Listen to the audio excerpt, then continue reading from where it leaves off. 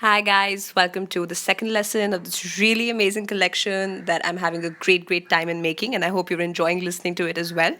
Okay, if I'm speaking a little fast, I'm sorry for it, but I actually got the feedback that I speak very slowly and that I linger on too much on one topic. So I'm trying to move fast so that you can learn as much as you can in a span of 10 minutes and also at the same time retain it. As you know, in this series, we're trying to learn new idioms or phrases and we're trying to use them in the most innovative ways that we can. I have also found a lot of pictures for you to make sure that you understand it better. And of course, I'm going on and on talking about it. So, this is a little bit about me. You can read it. Let's start off with the next set of phrases. These are the next 10 that we will cover in this lesson. First is apple of one's eye. Okay, like for instance, I am the apple of my father's eye. So, guys, trust me, this might possibly be one of the oldest phrases, okay, that is used in English language. You know this play by Shakespeare called A Midsummer Night's Dream. So in that also he famously used this phrase where he said words like flower of this purple dye, hit with Cupid's archery, sink in apple of his eye. You know, if you want, you can look it up. I don't know if you're interested in literature or not, but apple of one's eye literally means that you're cherished more than the others are. So my mother is always an apple of my family's eye. That's so sweet, right? All mothers should be like that. Okay, next phrase is the best of both the worlds. Okay, literally in Hindi, this translates to dono haathon mein laddu hona. You know, like you want the best of both the worlds. यहाँ का भी best चाहिए, वहाँ का भी best चाहिए. So the benefits of two widely differing situations that you enjoy at the same time. So I had the best of both the worlds when I worked as an ordinary member of a team, but I got to learn from the leaders. So you know, where let's say if you're working in a very big corporate house, okay, but you're working in a small team, so you will not have a lot of work pressure on you also, but you end up getting such a nice brand name also. So this way you're getting the best of both the worlds. Third is feeling a bit under weather. So, or you can simply say feeling under the weather. This phrase means that you're feeling a little ill. Okay. The sentence that we've used is I'm not going to the gym today as I'm feeling a little under the weather. So, for all of you who are trying to lose weight, when you say this to your gym instructor that, oh, I can't come today, I'm feeling under the weather, most probably they'll think that you're making an excuse. But if you're genuinely not feeling well, then yeah, you can use this. Let's say you're canceling on a meeting saying that, hey, I can't come for this meeting, yeah, I'm feeling a bit under the weather. So try and use this phrase, guys, because it's very commonly used and I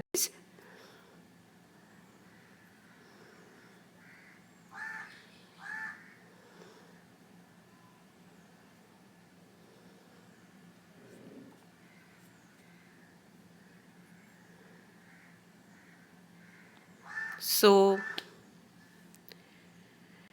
So yeah, sorry, this got paused. So yeah, I you should try and use this phrase. And you know, the origin of the phrase is such where in olden days, you know, the sailors who used to go off the sea, when they used to feel sick, then they used to be sent under the deck. There used to be this area where they used to go below the deck so that you know they can get out of that weather.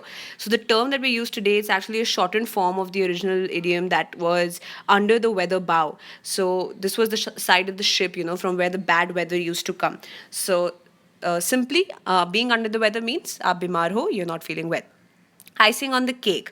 Now, as it is, a cake is amazing, it's sweet and everything. Icing on the cake means आप उसके ऊपर और भी decorate करने के लिए cream लगाते हो, gems लगाते हो, chocolate pieces लगाते हो. So that like a cake already is so amazing, but you're doing so much more. So the meaning becomes clear that something that is already good, it becomes something even great. So, you know, the sentence I'm sure will make it clear. I got MS in the university that I wish to, and also a scholarship was like an icing on the cake. So, sone pe suhaga hona, literally, that is what it means. Next one is jump the bandwagon. So, jump a bandwagon means to join a popular activity or a trend. Okay, look at the sentence here. When I put on a few pounds, I quickly jumped on the bandwagon and joined the gym. So, this would mean that उस time पे gym join करना एक trend होता था, तो ठीक है हमने भी gym join कर लिया.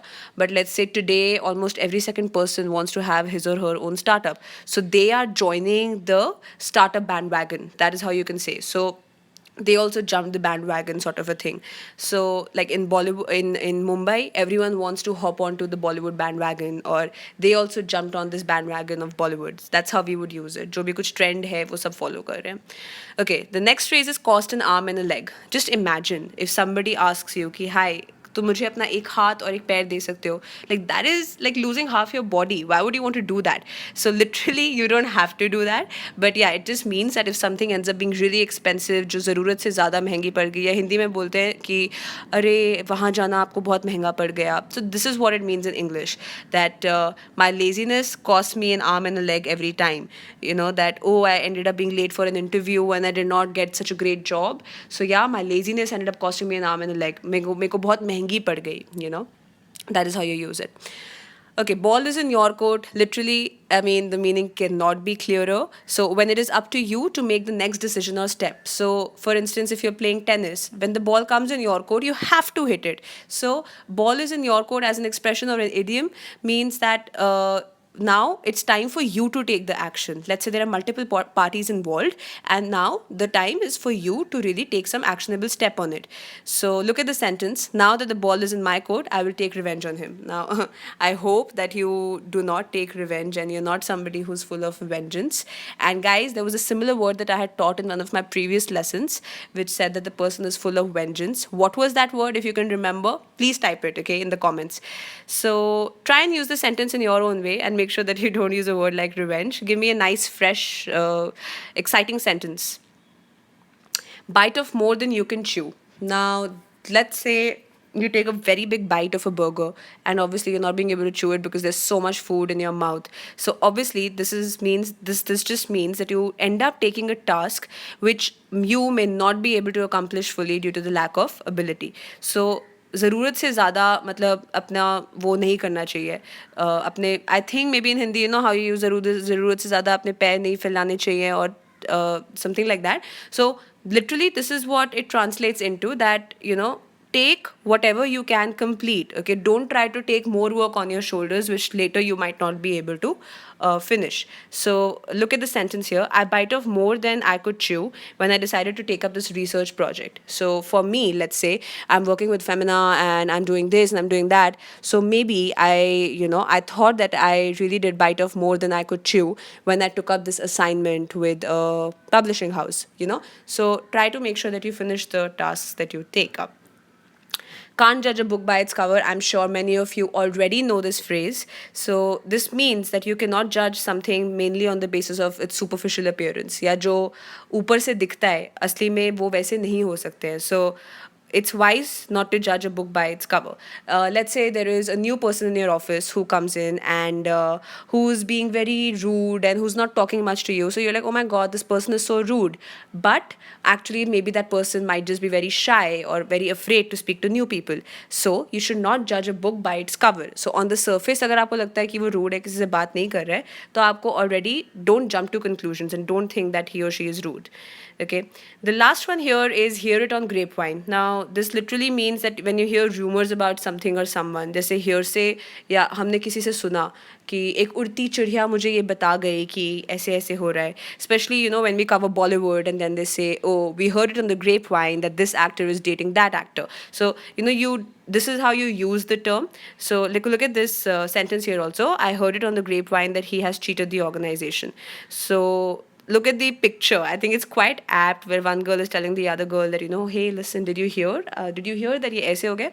So actually, it just means that when this is you gossiping about something, you say हमने XYZ से सुना है कि ये ऐसे ऐसे है. So instead of saying that, you can just say, oh, I heard it on the grapevine that you're quitting this job and you're taking up a job with Facebook. So that is how you can try and use the sentence. So we still have a minute and a half left, and I have finished the 10 idioms for this collection. So let me know, guys. Give me your feedback if you're enjoying the lessons, if you are actually understanding what these idioms are. Now, by the end of this lesson, you have learned 20 new phrases, 20 new idioms. Try and use them in a sentence. The task that I had given you for the last time, you know, just go ahead, write those sentences for me. For this lesson, I spoke to you about my first idiom, that was apple of one's eye. So try and go back to that text from Shakespeare if you're into English literature at all, and maybe read about it. Maybe you would like it. Also, for some of these phrases, they have very good Hindi translations also. So if you think you can give me a better Hindi translation for these phrases, please go ahead and put in your comments for this lesson too. I'm going to come back with a third lesson very soon. I hope you guys are enjoying it. See you all soon. Bye.